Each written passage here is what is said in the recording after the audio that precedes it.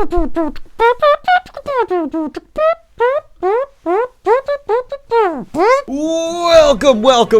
everybody to another episode of Fantasy News. I am your disheveled goblin host, Daniel Greene. More disheveled than ever, honestly, because I cut my own hair a couple days ago, and as I've been running my hands through it, I did not do a good job, but hopefully you cannot tell. But let's go ahead and jump on into the fantasy news today. First up, from Polygon, we got a list of 17 sci-fi fantasy books to keep an eye out for this April as they are coming down the pipes. And quite a few of these kind of jumped out to me, but for obvious reasons, The Girl in the Stars, the next in the series of the Book of the Ancestor transitioning into the Book of the Ice from Mark Lawrence, is the one I'm most excited for. And I cannot wait to pick that up. If you watched my top 10 fantasy series of all time video 2020 update I put out yesterday, you're well aware that Book of the Ancestor is something I adore. So yes, this is cool. And if you'd like to check this one out, of course, links to everything I talk about today in the description right down there. And I highly recommend, go look at these books, figure out which one you're most interested in buying, come back here, comment it, and let me know, because if a bunch of people are really excited for one, I know which one I should pick up and read and review. And I just want to say real quickly right now, because I know we'll get the question, what I'm reading currently is Nevernight, Malazan, Tigana, and a couple other things, but yeah, I'm reading a lot of things right now. But before we go any further in today's video, a quick message from today's sponsor. And this video is brought to you by Skillshare. Skillshare, which I'm sure you've heard before, is an online learning community where you get to explore new skills you've been wanting to try out. And trust me, right now, if you've kind of been feeling anxious, stuck at home alone, exploring new skills is a great way to actually feel productive and good about yourself. I've been looking into cooking classes recently because I'm very bad at that, and figure being a mid-20s adult male, I should begin learning how to cook for myself. And look at all these classes Skillshare has available. But if you are like one of the many people in my audience who wants to check out a specific class related to storytelling, I cannot recommend Daniel Jose Older's Storytelling 101 Character, Conflict, Context, and Craft enough. Really kind of reminds me of one of those Brandon lectures. It walks you through so many core elements you really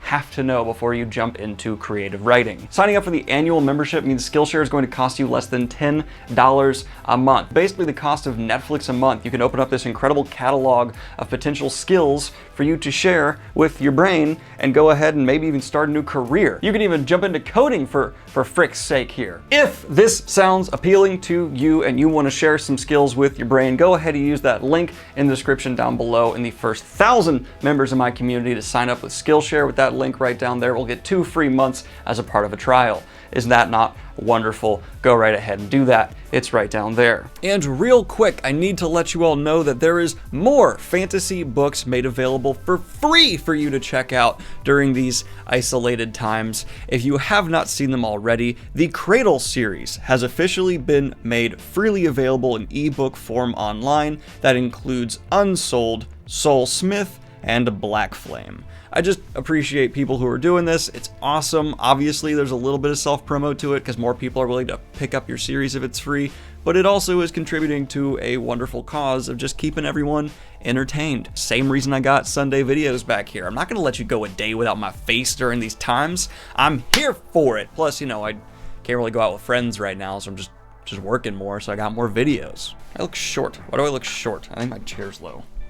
That's better. Can't have people thinking I'm short. We also got a little snippet from the author Joe Abercrombie for his upcoming book, The Trouble with Peace. He's reading from it, he's doing voices, it's fantastic. Go check it on out. And in some very cool news for Magic the Gathering fans, it seems you all will have some gigantic mythical beasts coming to your cards very soon, as Godzilla monsters are going to be making their debut into the Magic the Gathering canon. I guess they're officially canon now if they're on cards. I don't know how this works. I don't play the game. But they will be available to play. I imagine they'll be very powerful. Godzilla better be like God tier for that game. I mean, he's Godzilla. They should make one that's Godzilla from the 1998 movie with Matthew Broderick and just have it be the worst. Just have that'd be awful. That was like one of the first movies that I watched as a kid and I remember loving, and then I watched as an adult and was like, oh, this does not hold up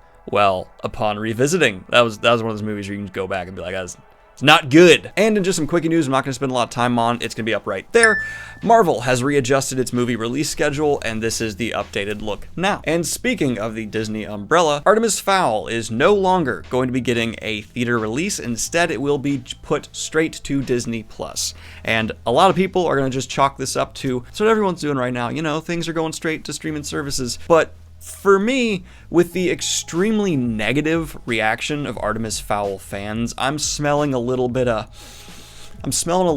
they are dumping this there, hoping it's not just critically and everyone bashing on it because of how bad it is. I don't know. I just get the vibe that they're happy to sweep this one under the rug and use the current situation to just facilitate that. Maybe I'm reading into things too much, but this did not look good. Even as someone who's never really been an Artemis Fowl fan, the fans themselves have made me well aware of how it's not being appreciated. Now, quickly, let's throw it over to Green Daniel to see how the weather is going over in Narnia. How's the weather in Narnia, Daniel? I'm one with the goat man. And now just real quickly switching back over to that Marvel side of the Disney conglomerate, it seems that a writer-producer from the TV show Rick and Morty is being brought in to pen the script for Ant-Man 3. Now, there's going to be a whole wide array of reactions to this, because there's going to be some people who are like, no, I don't want Rick and Morty humor in my MCU. There's going to be Rick and Morty fans who think this is the coolest thing ever. All kinds of stuff. What you need to keep in mind is just because someone is writing for one specific show does not mean that's the only type of humor they can do. And really what you should just look at it is going, has this person personally had a decent resume of consistent comedy, and judging from there. I don't know your sense of humor, so go look up the writers and producers involved yourself, because I'm sure there's going to be multiple writers here as well. I just find it interesting a lot of comments are then immediately assuming that Ant-Man 3 is going to have Rick and Morty style humor, when I just don't think that's going to be the case. People can write multiple kinds of humor. That's just, you know, true. Oh, and the man's name is Jeff Loveness, and here is his IMDb to look at for yourself. And in the final bit of Disney news we're talking about here today, we had a Kevin Smith reveal that I found to be rather interesting. According to this article, Kevin Smith has revealed that he was working on a Kingdom Keepers series for Disney+. However, the series was canceled due to too much Disney IP being used in one project. That is odd for a lot of reasons. I don't know why Disney would suddenly have an issue with their IPs crossing over when we've seen it done before in projects from them, like Ralph Breaks the Internet. Interesting. I don't know exactly why Kevin Smith would be canceled for this reason specifically being given, but what I've learned about Hollywood is, while this may be one of the reasons, there's probably a dozen more, and even though it's Kevin Smith's perspective, his perspective does not equal the whole truth. We don't know why this project was canned, and I don't know much about it to begin with, so I'm not going to speculate from here. Though this one contributing factor, as I'll try and label it in that corner because I don't want to just buy into the idea that this one thing canceled an entire project in the works, that is an interesting thing to even sign some of the reasons for cancellation too. I don't know why they would have any problem with that whatsoever. Disney, I thought, was headed in a direction where they're going to have their IPs cross over more and more.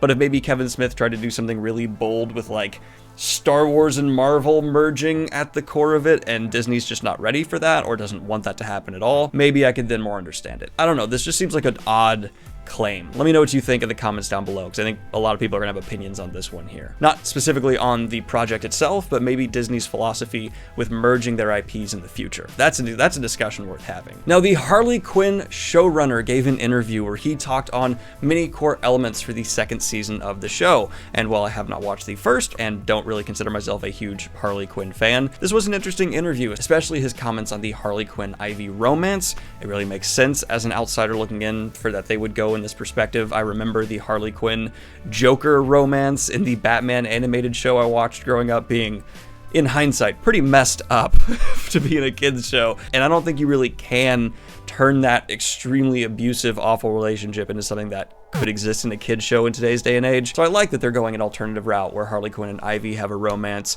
and, you know, LGBTQ plus representation, neat. As someone whose mom is a lesbian, I'm just kind of always happy to see things like this become more accepted, and people not be as outraged as they would have been 20 plus years ago. I'm sure those all caps, poorly misspelled comments still exist. I don't know how well it's going to be done. I also think there's a potential that these romance can be handled poorly. I'm especially very tired of the I don't know, faux wokeness we get from Disney sometimes, where they just have like a gay couple kiss in the background and they're like, look, representation. So this seems to go beyond that, and the showrunner's comments make me hopeful that's the case. I just don't want lip service representation. You know what I mean? It's kind of like a bummer when that's all that the hype leads to for things that are announced like this. Now, we also had a trailer drop for the new Ryan Reynolds project, Free Guy, and this trailer kind of shows similar things that were in the previous ones, but it's coming straight from Ryan Reynolds himself and has all these studio markers still all over it. I don't know if that's an inside joke for the trailer or not. I don't know. There's a lot of meta commentary here, and it's Ryan Reynolds, so